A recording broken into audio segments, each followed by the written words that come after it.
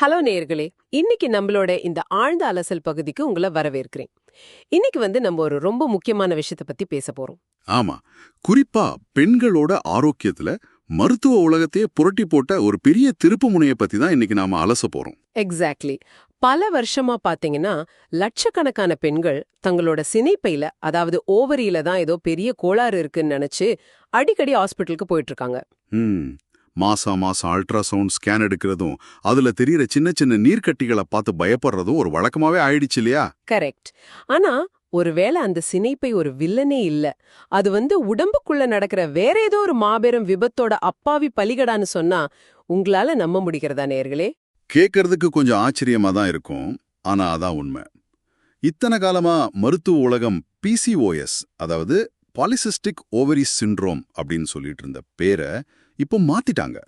ஆமா, இனிமே அது PCOF கிடையாது, PMOS, அதாவது poly endocrine metabolic ovarian syndrome. இது ஏதோ மருத்துவ புத்தகங்கள்ல சும்மா ஒரு எழுத்துப்பிழைய திருத்துற மாதிரி சாதாரண விஷயம் கிடையாது. கண்டிப்பா மனித உடலை, முக்கியமா பெண்களோட உடலை நாம பாக்குற பார்வையே மாத்துற ஒரு விஷயம். ஆனா எனக்கு இங்க ஒரு பெரிய கேள்வி வருது. சொல்லுங்க, என்ன கேள்வி அது? அதாவது எல்லோருக்கும் தெரிஞ்ச ஒரு பேரு திடீர்னு ஏன் மாத்தணும்? இப்ப சினைப்பையில நீர் கட்டி இருக்கு, மாதவிடாய் தள்ளி போகுது, முகத்துல முடி வளருது. பேரு PCOSனு கூப்பிட்டாலும் சரி, BMOSனு கூப்பிட்டாலும் சரி, நோயாளி அனுபவிக்கிற அந்த வலி ஒண்ணுதானே. பேர் மாறினா நோய் மாறிடுமா என்ன? இது கேக்குறது மிகச்சரியான கேள்வி. பேர்ல என்ன இருக்குன்னு நமக்கு தோணலாம். ஆனா ஒரு நோய்க்கு நீங்க என்ன பேர் வைக்கிறீங்களோ அந்த கோணத்துல தான் அது நீங்க அணுகுவீங்க. ஓ, அதாவது அந்த பேர் தான் நம்ம சிகிச்சைய முடிவு பண்ணுதுன்னு சொல்றீங்களா? எக்ஸாக்ட்லி. இந்த PMOS அப்படிங்கிற புது பேர் இத்தனை வருஷமா நம்ம பண்ணிட்டு இருந்த தப்ப சுட்டி காட்டுது. இத புரிஞ்சுக்க சமீபத்துல நடந்த இன்னொரு பேர் மாற்றத்தையும் நம்ம கவனிக்கணும். இன்னொரு பேர் மாற்றமா? அதென்ன? இத்தனை காலமா நாம கல்லீரல் வீக்கத்தை NAFLT அப்படின்னு கூப்பிட்டு இருந்தோம். அதாவது மது அருந்தாதவங்களுக்கு வர்ற கொழுப்பு கல்லீரல் நோய். ஆமா, ஃபேட்டி லிவர்னு சொல்லுவாங்களே, அதுதான். அதேதான். ஆனா இப்போ அந்த பேரையும் மாசல்ட், அதாவது மெட்டபாலிக் டிஸ்ஃபங்க்ஷன் அசோசியேட்டட் லிவர் டிசீஸ்னு மாத்திட்டாங்க. ஒரு நிமிஷம், அப்போ இந்த ரெண்டு பேர் மாற்றத்திலயும் ஒரு வார்த்தை காமனா வருது, மெட்டபாலிக். கரெக்ட். மெட்டபாலிக், அதாவது வளர்ச்சிதை மாற்றம். நோயோட இருப்பிடம் சினைப்பையா இல்ல கல்லீரலா அப்படிங்கிறது இங்க முக்கியம் இல்ல. ஓஹோ. அந்த உறுப்புகளை பழுதடைய செய்யற மூல காரணம் உடம்போட ஒட்டுமொத்த வளர்ச்சிதை மாற்றத்துல தான் இருக்குங்கிறத மருத்துவ உலகம் இப்போ முழுசா ஒத்துக்கிட்டு இருக்கு. இத நான் சரியா புரிஞ்சுக்க விரும்புறேன். அப்போ நோய் வேற, நோய் தொகுப்பு வேறயா? ஆமாம். மருத்துவ அறிவியல்ல நோய், அதாவது டிசீஸ் அப்படிங்கிறது முற்றிலும் வேற. நோய் தொகுப்பு, அதாவது சிண்ட்ரோம் அப்படிங்கிறது முற்றிலும் வேற. அது எப்படி? கொஞ்சம் விளக்கமா சொல்ல முடியுமா? இப்போ ஒரு நோய்னா அதுக்கு ஒரு குறிப்பிட்ட காரணம் இருக்கும். ஒரு குறிப்பிட்ட உறுப்பை மட்டும்தான் அதை பாதிக்கும். உதாரணமா, உங்க நுரையீரல்ல ஒரு வைரஸ் போச்சுன்னா உங்களுக்கு பிராங்கைட்டிஸ் வருது. காரண வைரஸ், பாதிக்கப்பட்ட இடம் நுரையீரல். இது ரொம்ப நேரடியானது. ஆனா இந்த சிண்ட்ரோம் அப்படிங்கிறது இப்படி நேர்கோட்ல பயணிக்காது இல்லையா? கண்டிப்பா இல்ல. அதுக்கு பல காரணங்கள் இருக்கும். அது ஒரே ஒரு உறுப்பை மட்டும் பாதிக்காது. உடம்புல இருக்கிற பல அமைப்புகள், உறுப்புகள் எல்லாம் ஒண்ணுக்கொன்னு தொடர்பு கொண்டு ஒரு பெரிய குழப்பத்தையே உருவாக்கும். இது கேக்குறப்போ எனக்கு ஒரு உதாரணம் தோணுது. நேயர்களுக்கும் இது சுலபமா புரியும் நினைக்கிறேன். சொல்லுங்க, என்ன உதாரணம் அது? ஒரு வண்டி எடுத்துக்குவோம். நோய் அப்படிங்கறத அந்த வண்டியில் ஆகுற ஒரு சாதாரண டயர் பஞ்சர் மாதிரி வச்சுக்கலாமா? வச்சுக்கலாம். ஒரு ஆணி குத்திருச்சு, டயர் பஞ்சர் ஆயிடுச்சு. ஆணிய புடுங்கிட்டு பஞ்சரை ஒட்டினா வண்டி ஓடும். இது நோய். ஆனா நோய் தொகுப்பு, அதாவது சிண்ட்ரோம் அப்படிங்கிறது அந்த வண்டியோட இன்ஜின், வயரிங், சென்சார் மொத்த சிஸ்டமும் செயலிழக்கிறது போல இல்லையா? எக்ஸாக்ட்லி.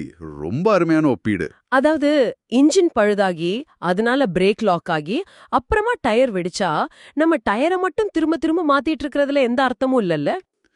நீங்க சொல்றது தற்போதைய மருத்துவ சூழலுக்கு அப்படியே பொருந்தும். பல வருஷமா சினைப்பையில ஏற்படுற நீர்க்கட்டிகளை நாம அந்த பஞ்சரான டயரா தான் பார்த்துட்டு வந்தோம். ஓ மை காட், அப்போ நாம செஞ்ச தப்பும் அதுதானா? அம்மா, நோயாளிகளுக்கு ஹார்மோன் மாத்திரைகளை கொடுத்து அந்த சினைப்பைய மட்டுமே நம்ம சரி பண்ண முயற்சி பண்ணோம். ஆனா உடம்புக்குள்ள இன்ஜின் பழுதாகி கிடக்கிறத நம்ம கவனிக்கவே இல்லை. இங்க என்ஜின் நீங்க சொல்றது எதை? உடம்போட நாளம் இல்லா சுரப்பிகள், அதாவது எண்டோக்ரைன் சிஸ்டம், அப்புறம் அதோட வளர்ச்சிதை மாற்றம். இந்த PMOS அப்படிங்கிற வார்த்தையை பிரிச்சு பார்த்தா உங்களுக்கு நல்லா புரியும். சொல்லுங்க, அதை கொஞ்சம் பிரிச்சு மேயலாம். பாலி எண்டோக்ரைன் அப்படிங்கிறது பல ஹார்மோன் சுரப்பிகள் இதுல சம்பந்தப்பட்டிருக்கு அப்படிங்கறத குறிக்குது. அதாவது மூளையில இருக்கிற பிட்யூட்டரி சுரப்பி, கணையத்துல இருக்கிற இன்சுலின் எல்லாமேவா? ஆமா, அது மட்டும் இல்ல, சினைப்பை அப்புறம் அட்ரீனல் சுரப்பிகள் உருவாக்குற ஆண்ட்ரோஜன் ஹார்மோன் வரைக்கும் ஒரு பெரிய ஹார்மோன் வலைப்பின்னலே இங்க செயலிழக்குது. இங்கதான் எனக்கு ஒரு பெரிய சந்தேகம் வருது. நீங்க கணையத்துல சுரக்கிற இன்சுலினை பத்தி பேசுறீங்க. ம், இன்சுலின் அப்படிங்கிறது நாம சாப்பிடுற சாப்பாட்டுல இருக்கிற சர்க்கரைய செரிமானம் பண்ண தேவையானது. ம். சர்க்கரை வளர்ச்சிதை மாற்றத்துக்கும் ஒரு பெண்ணோட சினைப்பையில வர ஒரு பிசிக்கல் நீர்க்கட்டிக்கும் என்ன சம்பந்தம் இருக்க முடியும்? கேக்குறதுக்கு கொஞ்சம் சம்மந்தம் இல்லாத மாதிரி தான் தோணும். ஆமா, இது ரொம்ப லாஜிக்கல் இல்லாத மாதிரி தெரியுது.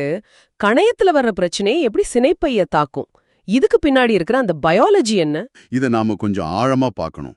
நாம சாப்பிடுற சாப்பாட்டுல இருந்து குளுக்கோஸ் ரத்தத்துல கலந்த உடனே அதை செல்களுக்குள்ள கொண்டு போற வேலையை இன்சுலின் தான் செய்யுது. ஓகே. அதாவது இத ஒரு டெலிவரி சிஸ்டம் மாதிரி நாம வச்சுக்கலாமே. செல்கள் தங்களுக்கு தேவையான எனர்ஜியை வாங்கிக்க ஒரு கதவை திறந்து இன்சுலினை உள்ள விடணும். புரியுது. ஆனா சில காரணங்களால, அதாவது தவறான உணவு முறை, மரபணு, மன அழுத்தம்னு சில விஷயங்களால செல்கள் இந்த கதவை அடைச்சிடுது. இதையே தான் நாம இன்சுலின் ரெசிஸ்டன்ஸ், அதாவது இன்சுலின் எதிர்ப்புன்னு சொல்றோம். ஓஹோ, அப்போ ரத்தத்துல சர்க்கரை அளவு குறையாது இல்லையா? எக்ஸாக்ட்லி. சர்க்கரை குறையாததுனால மூளை கணையத்துக்கு ஒரு தப்பான சிக்னல் கொடுக்குது. செல்களுக்கு தேவையான இன்சுலின் கிடைக்கல, இன்னும் நிறைய இன்சுலினை உற்பத்தி பண்ணு அப்படின்னு கட்டளை போடுது. எனக்கு புரியுது. அதாவது கதவு பழுதாகிடுச்சுன்னு தெரியாம கதவை தட்டுறதுக்காக இன்னும் நூற்றுக்கணக்கான டெலிவரி ஆட்களை கணைய அனுப்பிக்கிட்டே இருக்கு, அதானே? ரொம்ப சரியா சொன்னீங்க. இதனால என்ன ஆகுதுன்னா, ரத்தத்துல அளவுக்கு அதிகமான இன்சுலின் தேங்கிடுது. இந்த அதிகப்படியான இன்சுலின் நேரா சினைப்பைய போய் அடையுது. அப்போ அந்த அதீத இன்சுலின் சினைப்பைய என்ன பண்ணும்? சினைப்பைக்கு இன்சுலினை ஏத்துக்கிற திறனும் இருக்கு. இந்த அதீத இன்சுலின் சினைப்பைய தாக்கும்போது அது கன்ஃபியூஸ் ஆகிடுது, குழப்பம் அடைஞ்சு ஆண்ட்ரோஜன் அப்படிங்கிற ஆண் ஹார்மோன்களை அளவுக்கு அதிகமா உற்பத்தி செய்ய தொடங்குது. என்னது, ஆண் ஹார்மோன்களையா? ஆமா, சினைப்பை அப்படிங்கிறது ஈஸ்ட்ரோஜன், புரொஜெஸ்டிரோன்னு பெண் ஹார்மோன்களை சமநிலையில வச்சிருக்க வேண்டிய ஒரு உறுப்பு. ஆனா இந்த இன்சுலின் தாக்குதலால அது ஒரு ஆண் ஹார்மோன் தொழிற்சாலைகளே மாறிடுது. நிஜமாவே இது ஒரு நம்ப முடியாத சங்கிலி தொடரா இருக்கு. சரி, இப்போ இந்த அதிகப்படியான ஆண் ஹார்மோன்கள் எப்படி நீர்க்கட்டியா மாறுது? அந்த சிஸ்ட் எங்கிருந்து உருவாகுது? சொல்றேன். ஒவ்வொரு மாசமும் ஒரு பெண்ணோட சினைப்பையில ஒரு முட்டை முதிர்ச்சி அடைஞ்சு ஃபாலிக்கிள் அப்படின்னு சொல்ற ஒரு சின்ன நீர் நிரம்பின பையிலிருந்து வெடிச்சு வெளி வரணும். இதைத்தான் நாம அண்டவிடுப்புன்னு சொல்றோம். ஓகே, அந்த ஓவியுலேஷன் ப்ராசஸ். ஆமா, ஆனா இந்த அதிகப்படியான ஆண்ட்ரோஜன் ஹார்மோன்கள் இருக்குல்ல, அது அந்த முட்டை முதிர்ச்சி அடைகிறத தடுத்து நிறுத்திடுது. அதனால அந்த ஃபாலிக்கிள் பையோட வெளிப்பகுதி ரொம்ப கடினமாயிடுது. அப்போ அந்த முட்டை வெடிச்சு வெளியே வர முடியாதா? கரெக்ட். முட்டை வெடிச்சு வெளியே போக முடியாம அந்த பைக்குள்ளேயே சிறைபிடிக்கப்படுது. இப்படி வெளியே வர முடியாம உள்ளே தங்கிடுற பைகள் தான் நாளாக சின்ன சின்ன நீர்க்கட்டிகளா, அதாவது சிஸ்டா மாறுது. ஓ மை காட், அப்போ நீர்க்கட்டி அப்படிங்கிறது சினைப்பையோட சொந்த பிரச்சனை இல்லையா? கண்டிப்பா இல்ல. அது அதிகப்படியான இன்சுலின் அப்புறம் ஆண்ட்ரோஜன் உருவாக்குன ஒரு பக்க விளைவு மட்டும்தான். அதாவது அந்த முட்டை வெளியேற முடியாம உள்ளேயே சிறைப்பிடிக்கப்படுதுன்னு சொல்றீங்க. இது எவ்ளோ பெரிய உயிரியல் மாற்றம்! அப்போ சினைப்பை ஒரு வில்லன் கிடையாது, அது இந்த மெட்டபாலிக் தாக்குதலோட ஒரு நிரபராதி பலிகடாதான்னு இப்ப ரொம்ப தெளிவா புரியுது. ஆமா ஆமா, பல தசாப்தங்களா மருத்துவர்கள் என்ன பண்ணாங்கன்னா, அந்த சினைப்பைய மட்டுமே ஸ்கேன் பண்ணி நீர்க்கட்டிகளை எப்படி அழிக்கிறதுன்னு மட்டுமே யோசிச்சாங்க. அந்த நீர்க்கட்டிய உருவாக்குனதே இன்சுலின் எதிர்ப்பு அப்படிங்கிற ஒரு மெட்டபாலிக் கோளாறு தாங்கிறத நம்ம முழுசா கோட்டை விட்டுட்டோம் இல்லையா? எக்ஸாக்ட்லி. அதனாலதான் PCOS அப்படிங்கிற பேர்ல ஓவேரியன் அப்படிங்கிற வார்த்தை கடைசியா வருது. சினைப்பையோட பங்கு இதுல இருக்கு, ஆனா அது மொத்த பிரச்சனையில ஒரு சின்ன பகுதி மட்டும்தான். இது எவ்வளவு பெரிய ஒரு திறப்பு! நேயர்களே, இது கண்டிப்பா நீங்க கவனிக்க வேண்டிய விஷயம். ஆமா, உலக அளவுல மருத்துவத்துறையில ரொம்ப பெரியதா கருதப்படுற தி லான்செட் இதழ் கூட சமீபத்துல வெளியிட்ட தரவுகள்ல இதையே தான் ஆணித்தரமா உறுதிப்படுத்துறாங்க. அந்த ஆய்வு என்ன சொல்லுது?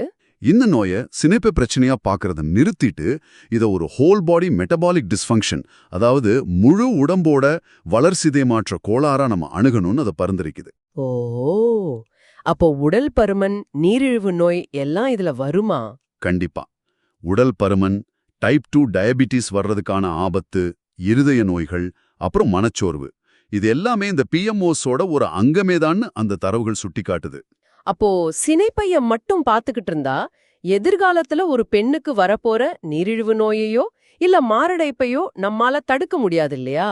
100% உண்மை. அதை தடுக்கணும்னா நாம முழு உடம்பையும் கவனிக்கணும். நீங்க இந்த முழு உடல் அணுகுமுறை, அதாவது ஹோல் பாடி அப்ரோச் பத்தி பேசும்போது எனக்கு இன்னொரு விஷயம் ரொம்ப ஆச்சரியமா இருக்கு. என்ன விஷயம் அது? இப்ப 2024 இல்ல 2026ல லான்செட் இதழ் சொல்ற இந்த நவீன மருத்துவ உண்மைய சுமார் 200 வருஷத்துக்கு முன்னாடியே முற்றிலும் மாறுபட்ட ஒரு மருத்துவ தத்துவம் சொல்லியிருக்கு. ஆமா, நீங்க எதை சொல்றீங்கன்னு எனக்கு புரியுது. டாக்டர் சாமுவேல் ஹானிமன் உருவாக்குன ஹோமியோபதி மருத்துவ முறையோட இந்த நவீன புரிதலை ஒப்பிட்டு பார்க்கறது ரொம்ப சுவாரஸ்யமா இருக்கு. நவீன அறிவியல் இப்போதான் மனுஷ உடம்ப தனித்தனி உறுப்புகளா பிரிச்சு பார்க்கறதுல இருந்து வெளியே வந்து ஒட்டு மொத்தமா பார்க்க தொடங்கியிருக்கு. கரெக்டா? கரெக்ட். இதுல நாம எந்த மருத்துவ முறையும் மற்றதை விட சிறந்ததுன்னு விவாதிக்க வரல. ஆமா, நாம ஒரு கம்பாரிசன் தான் பண்றோம். ஆமா. ஆனா மனித உடலை புரிஞ்சுக்கிறது அப்படிங்கிற அந்த அடிப்படை தத்துவத்துல 2 வேற வேற துருவங்கள்ல இருந்த அறிவியல்கள் இப்போ ஒரே நேர்கோட்ல இணையுதுன்னு பார்க்கறது லாஜிக்கலா ரொம்ப முக்கியமான ஒண்ணு. அது எப்படின்னு கொஞ்சம் விளக்கமா சொல்லுங்களேன். இப்போ நவீன மருத்துவம் மரபணு ஆய்வுகளை, அதாவது ஜெனட்டிக்ஸ் அப்புறம் எபிஜெனட்டிக்ஸை முன்னெடுக்குது. ஒரு நோய்க்கான வேர் ஒரு மனுஷனோட அடிப்படை மரபணு கட்டமைப்பிலேயே இருக்குன்னு நவீனம் இப்போ சொல்லுது. ஓகே. ஆனா இதையே தான் ஹானிமன் 200 வருஷத்துக்கு முன்னாடி மியாசம் அப்படின்னு வரையறுத்தார். நோய்க்கான அடிப்படை தன்மை ஒரு தலைமுறையிலிருந்து இன்னொரு தலைமுறைக்கு கடத்தப்படுற ஒரு உள்கட்டமைப்புன்னு அவர் அன்னைக்கு சொன்னார். வாவ், ரொம்ப ஆச்சரியமா இருக்கு. அதே மாதிரி லைஃப் ஸ்டைல் ஃபேக்டர்ஸ் பத்தி இன்னைக்கு நாம நிறைய பேசுறோம்ல. ஆமா, அதிக மன அழுத்தம், பதப்படுத்தப்பட்ட உணவுகள், தூக்கமின்மை, இதெல்லாம் தான் இன்சுலின் எதிர்ப்புக்கு முக்கிய காரணம்னு நவீன மருத்துவம் இப்போ உறுதியா சொல்லுது. இதையே ஹோமியோபதி தத்துவம் எக்ஸ்டர்னல் காசிட்டிவ் ஃபேக்டர்ஸ், அதாவது நோயை தூண்டுற வெளிப்புற காரணிகள்னு அன்னைக்கே பதிவு செஞ்சிருக்கு இல்லையா? எக்ஸாக்ட்லி. எல்லாத்துக்கும் மேல இன்னைக்கு கேன்சர்ல இருந்து டயாபெட்டிஸ் வரைக்கும் எல்லாத்துக்கும் பர்சனலைஸ்டு மெடிசன், அதாவது தனிப்பட்ட மருத்துவம் தேவைன்னு நவீன அறிவியல் பேசுது. ஒவ்வொரு மனுஷனோட உடம்பும் வளர்ச்சிதை மாற்றமும் வேற வேற, அதனால சிகிச்சையும் யுனிக்கா இருக்கணும்னு சொல்றாங்க. கரெக்ட். ஆனா ஹோமியோபதியில இத இண்டிவிஜுவலைசேஷன் அப்படிங்கிற அடிப்படை விதியாவே பல வருஷமா பின்பற்றிட்டு வராங்க. இது உண்மையிலேயே ஒரு நல்ல ஒப்பீடு. இந்த ஒப்பீட்டுல ரொம்ப முக்கியமான அம்சமே நாம இப்போ பேசிட்டு இருக்கிற இந்த சிண்ட்ரோம் பத்தின பார்வைதான். பிஎம்ஓஎஸ் ஆகட்டும் இல்ல மாஸ்டல்ட் அப்படிங்கிற கல்லீரல் கோளாறாகட்டும், நவீன மருத்துவம் இப்போதான் மல்டி ஆர்கன் அப்ரோச், அதாவது பல உறுப்புகளை உள்ளடக்கிய ஒரு பரந்த பார்வையை நோக்கி நகருது. ஆமா, சினைப்பையில பிரச்சனைனா அவங்களோட தூக்கத்தை கேளு, மன அழுத்தத்தை கவனி, செரிமானத்தை ஆராயன்னு நவீன இப்போ சொல்ல ஆரம்பிச்சிருக்கு. இதையேதான் மாற்று மருத்துவ முறைகள் பல வருஷமா டோட்டாலிட்டி ஆஃப் சிம்டம்ஸ், அதாவது முழு உடல் அறிகுறி அப்படின்னு சொல்லிட்டு வராங்க. ஒரு உறுப்பை மட்டும் பிரிச்சு சிகிச்சை கொடுக்கறது கடல்ல ஒரு அலைய மட்டும் பிரிச்சு சரி செய்யற மாதிரி. ஆமா, முழு உடம்பும் ஒரு வலைப்பின்னல். ஒண்ணுல ஏற்படுற அதிர்வு இன்னொன்னுல கண்டிப்பா எதிரொலிக்கும். கரெக்ட். இது நிஜமாவே ஒரு மாபெரும் சிந்தனை மாற்றம் தான். டெக்னாலஜியும் அறிவியலும் வளர வளர நாம உடம்ப ஒரு இயந்திரத்தோட பாகங்களா பிரிச்சு பார்க்கறத நிறுத்திட்டு அத ஒரு முழுமையான எக்கோசிஸ்டமா பார்க்க ஆரம்பிச்சிருக்கோம். ஆமா, அது ரொம்ப ஆரோக்கியமான ஒரு விஷயம். சரி நேயர்களே, நாம இந்த ஆழ்ந்த அலசலோட இறுதி பகுதிக்கு வந்துட்டோம். நீங்க இத கேட்டுட்டு இருக்கும்போது உங்களுக்கோ இல்ல உங்க சகோதரிக்கோ தோழிக்கோ பல வருஷமா பிசிஓஎஸ் பிரச்சனை இருக்கலாம். முடி கொட்டுறது, முகப்பரு, உடல் எடை அதிகரிக்கிறது, மாதவிடாய் கோளாறுகள்னு பல அறிகுறிகளால அவங்க கஷ்டப்பட்டிருக்கலாம். ஆனா இன்னைக்கு நாம பார்த்ததுல இருந்து ஒரு விஷயம் ரொம்ப தெளிவா புரியுது. ஆமா, பிரச்சனை கண்டிப்பா சினைப்பையில இல்ல. கரெக்ட். அந்த சினைப்பை ஒரு பாதிக்கப்பட்ட நோயாளி மட்டும்தான். உண்மையான பிரச்சனை உங்களோட மெட்டபாலிசத்துல தான் இருக்கு. நீங்க சாப்பிடுற சாப்பாடு, உங்க உடம்பு இன்சுலினை பயன்படுத்துற விதம், உங்களோட மன அழுத்தம், இதெல்லாம் தான் அந்த எந்திரத்துல இருக்கிற பழுதுகள். சோ இந்த உரையாடலை நாம இப்படி சுருக்கலாம். ஒரு பேரை மாத்துறது அப்படிங்கிறது வெறும் பேப்பர் வேலை கிடையாது. அது உங்களோட சிகிச்சை முறையை நீங்க மாத்தணும் அப்படிங்கிறதுக்கான எச்சரிக்கை. கண்டிப்பா.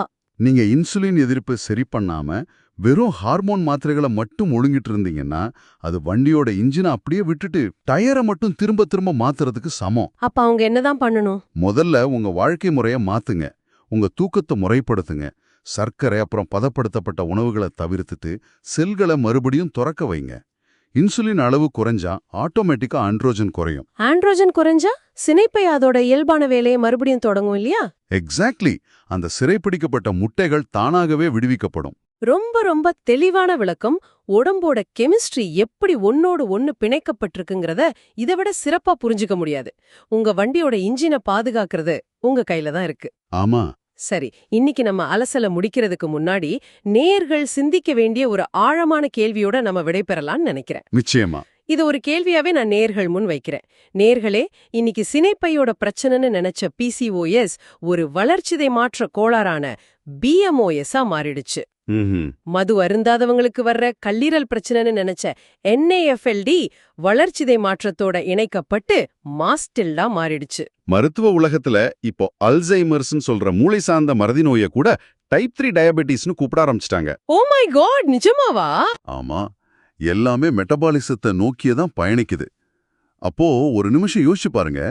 இன்னைக்கு நாம வேற வேற பெயர்கள்ல தனித்தனி உறுப்புகளோட நோயாக நினைச்சுக்கிட்டு இருக்கிற வேற எத்தனை நோய்கள் உண்மையிலே இதே போல உங்களோட வளர்ச்சிதை மாற்ற கோளாறுகளா இருந்து எதிர்காலத்துல தங்களுக்கான பெயர் மாற்றத்துக்காக காத்துட்டு இருக்கோம். வாவ், இது நிச்சயமா நம்ம உரைய வைக்கிற அதே சமயம் விழிப்படைய செய்யற ஒரு கேள்விதான். உங்க உடம்போட வளர்சிதை மாற்றம் தான் உங்களோட முதல் மற்றும் இறுதி பாதுகாப்பு அரண். எந்த நோயாக இருந்தாலும் அதோட வேர் அங்கதான் இருக்கு. ஆமாம். இனிமேல் உங்க உடம்ப தனித்தனி உறுப்புகளா பாக்குறத நிறுத்துங்க. அத ஒரு முழுமையான அமைப்பா கவனிக்க தொடங்குங்க. டயரை மட்டும் பார்க்காதீங்க, என்ஜினையும் கவனிங்க. கரெக்ட். இந்த ஆழமான சிந்தனையோட இன்னைக்கு நம்ம ஆழ்ந்த அலசல நம்ம நிறைவு செய்வோம். உங்களோட வளர்சிதை மாற்றத்தை பாதுகாக்கிற பயணத்துல இன்னைக்கே முதல் அடியை எடுத்து வையுங்க நேயர்களே.